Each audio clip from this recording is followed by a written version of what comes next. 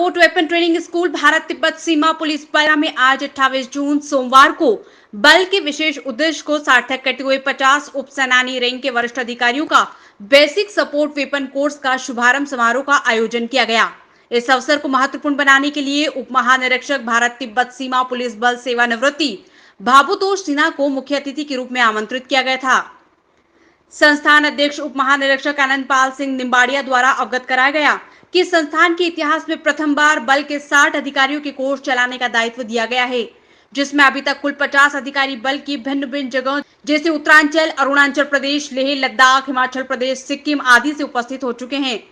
Course के संबंध में विस्तृत जानकारी देते हुए उन्होंने बताया कि भारत तिब्बत सीमा पुलिस बल की अधिकतम तैनाती हिमालय के अति दुर्गम क्षेत्रों जैसे उत्तरांचल, हिमाचल, अरुणाचल प्रदेश, लेह, लद्दाख, सिक्किम आदि में है, जहां बल द्वारा पड़ोसी देश चीन के साथ लगी अंतर्राष्ट्रीय सीमा की पैनी कुशल नजरों से रखवाली की जा रही है।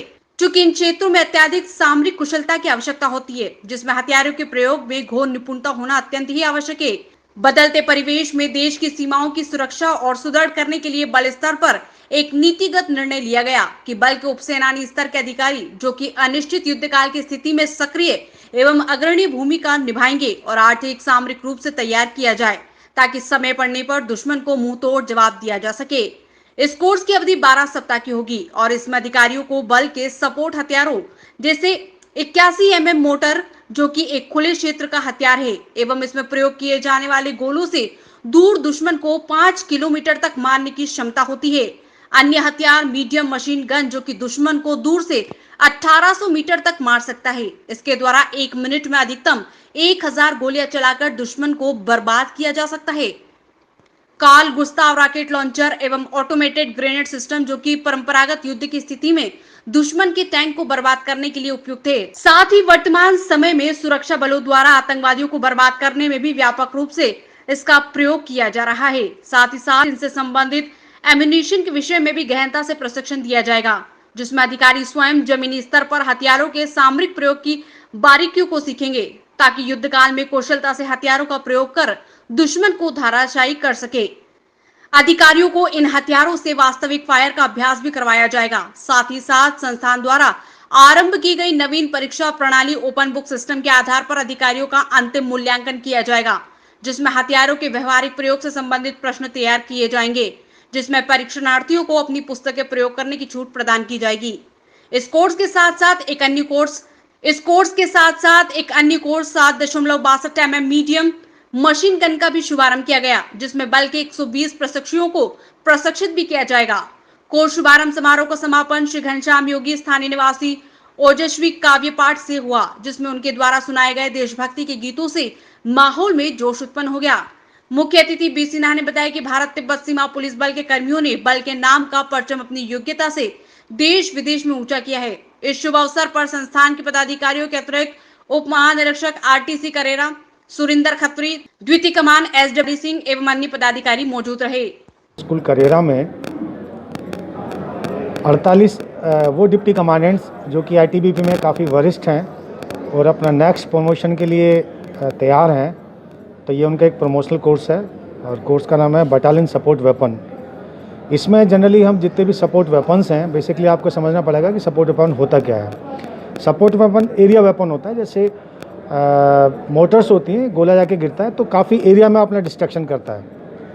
तो एक नीतिगत निर्णय लिया गया कि हम उतने ही जो हमारे वरिष्ठ डिप्टी कमांडेंट्स हैं उनको इस सपोर्ट वेपन में एक्सपोजर दें, जिसमें फायरिंग का भी प्रैक्टिस कराया जाएगा इनको, और CGRL वगैरह भी है, MMG भी, सब चीज़ें आती हैं उसमें।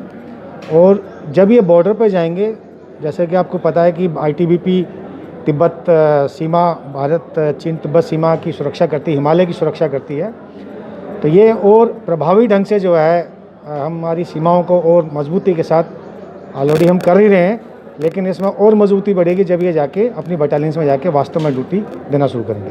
क्या इसमें अधिकारी लोग हैं, साथियों के जवान भी ट्रेनिंग ले रहे हैं?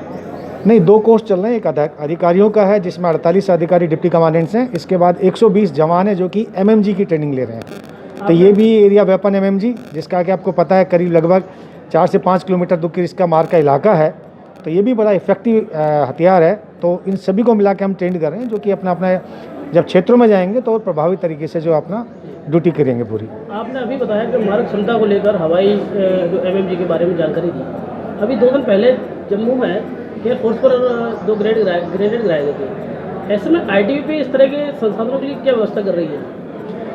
देखिए, ये अभी एक जांच का विषय है। पहले कंफर्म हो जाए कि ड्रोन था तो उसकी क्या कैपेबिलिटी थी, उसका रेंज क्या था, उसको कहाँ से कंट्रोल किया गया था। हमारी जांच एजेंसियां उसके ऊपर वर्कआउट कर रही हैं और तभी से उसके ऊपर एक नीति बनाई जाएगी, क्योंकि हर चीज़ का काउंटर होता है।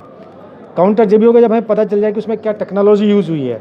जब ये बात निकल के आएगी तो हमारी सरकार, ITBP, हम सब उसी पे अपनी तैयारी कर रहे हैं और जो भी हमसे बनेगा उस समय की जो भी टेक्नोलॉजी होगी, तकनीकी, उसके आधार पर जो उसका जवाब दिया जाएगा। एक संदेश इन सभी जवानों और अधिकारियों के लिए आप क्या देना चाहेंगे? यही है कि मुस्तैद रहें और हमेशा चौकन्ना रहें और हम अकेले नहीं है, हमारे देश पीछे जो है देश की जनता हमारे साथ खड़ी है, उनका आशीर्वाद है और वो हमारे सबके साथ हैं। वो हमारे जो है परिवार भी हमारे साथ है। तो अकेला जवान अकेला नहीं, उसके पीछे काफ़ी लोगों की भावनाएं जुड़ी हैं और सजग तरीके से हम अपनी ड्यूटी निभा रहे हैं और आगे भी निभाते रहेंगे। ITBP के हथियारों के ट्रेनिंग के लिए एक बार कुछ चिन्हित स्थान देखे गए थे। वर्तमान में ITBP की ऐसी क्या व्यवस्था है कि जहाँ हथियारों की ट्रेनिंग दी जाए? देखिए, इसमें अभी ITBP का जो वेपन ट्रेनिंग स्कूल है, इसमें हम सपोर्ट वेपन यानी कि जो कि एक बटालियन के हथियार होते हैं और कंपनी के हथियार होते हैं, उनकी हम ट्रेनिंग देते हैं।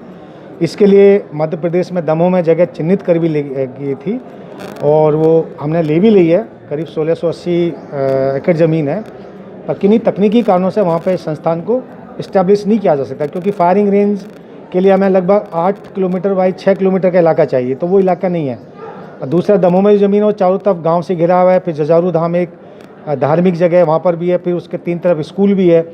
तो कई चीज़ों को मद्देनजर रखते हुए उसको होल्ड पर डाला हुआ है। हो सकता है फ्यूचर के लिए हम लोग उसको इस्तेमाल करें। और रहा सवाल हमारे संस्थान के लिए, इसके लिए हेडक्वार्टर लेवल पे मंथन चल रहा है कहाँ पे इसको शिफ्ट करना है, जिसमें साडा ग्वालियर के अंदर जो जगह है उसको चिन्हित भी कर लिया। एक बोर्ड गठित हुआ है उच्च अधिकारी IG के नेतृत्व में और वो बोर्ड ने जगह देख भी ली है। अभी वो रिपोर्ट आना बाकी है, उसके बाद ही उचित निर्णय लिया जाएगा। सही ट्रेनिंग कितने दिन की रहेगी इन लोगों की? हमारी जो ट्रेनिंग सेंटर में अभी आई है स्कूल में, ये 3 महीने की यानी 12 हफ्ते की ट्रेनिंग है। इसमें हर प्रकार के हथियारों का इनको एक्सपोजर दिया जाएगा और जिसमें कि फायरिंग भी सम्मिलित है। फायरिंग का भी दिया जाएगा, नाइट फायरिंग भी, डे फायरिंग भी। रोचक और महत्वपूर्ण खबरों को देखने और जानने के लिए आप हमारे चैनल को सब्सक्राइब जरूर करें और बेल आइकन दबाना बिल्कुल भी ना भूलें, क्योंकि एक सब्सक्राइब और बेल आइकन आपको जोड़ेगा हमसे और हम पहुंचाएंगे आप तक रोचक और महत्वपूर्ण खबरें हिंदी 24 न्यूज चैनल के माध्यम से। इसके लिए आप YouTube पर बगैर स्पेस दिए हिंदी 24 न्यूज टाइप करें और बेल आइकन दबाकर चैनल को सब्सक्राइब करें।